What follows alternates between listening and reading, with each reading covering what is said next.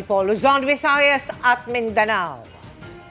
Hindi bababa sa 6 patay habang ilang istruktura ang pinagguho ng malalakas na lindol sa Myanmar na naramdaman hanggang Thailand at iba pang bansa sa Asya. Sa Bangkok, Thailand, 4 na po ang pinangangambahang na trap sa isang bumigay na gusali na under construction pa 30 palapag ang taas. Sa Bangkok din na itala ang 3 sa mga nasawi habang ang iba ay sa Myanmar kung saan may bahagyang pagguho ng isang moske. At nakatutok si JP Soriano.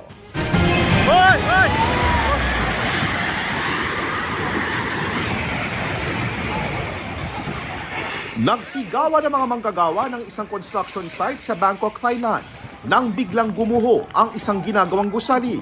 Agad silang nagsitakbuhan sa takot na matamaan ng mga debris. 30 palapag ang taas ng gusaling under construction na para sa government offices. Paghupa ng pagyanig, tumambad ang lawak ng pinsala.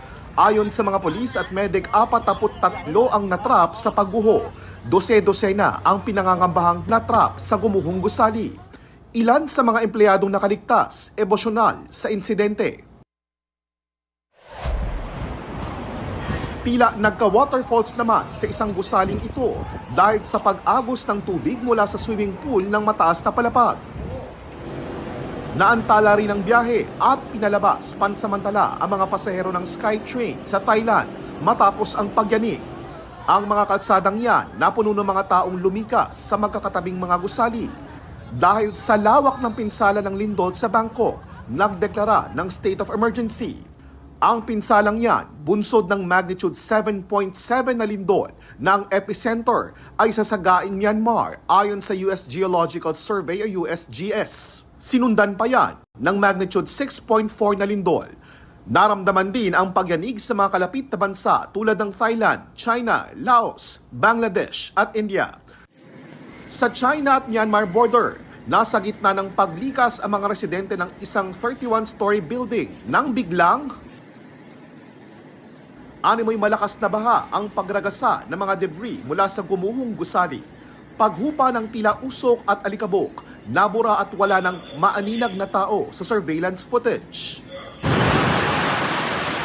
Sa iba pang kuha, kita rin ang pagtakbo ng mga residente na nakaligtas at nakalayo. Nagkalat ang mga debris sa kalsada.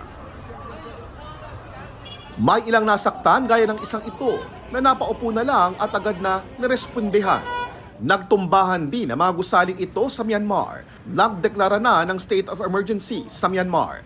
Ayon sa Embahada ng Pilipinas sa Myanmar, patuloy ang kanilang pagmamonitor sa mahigit 800 Pilipino na nakatira at nagtatrabaho sa Myanmar. Para sa GMA Integrated News, JP Soriano, nakatutok 24 oras.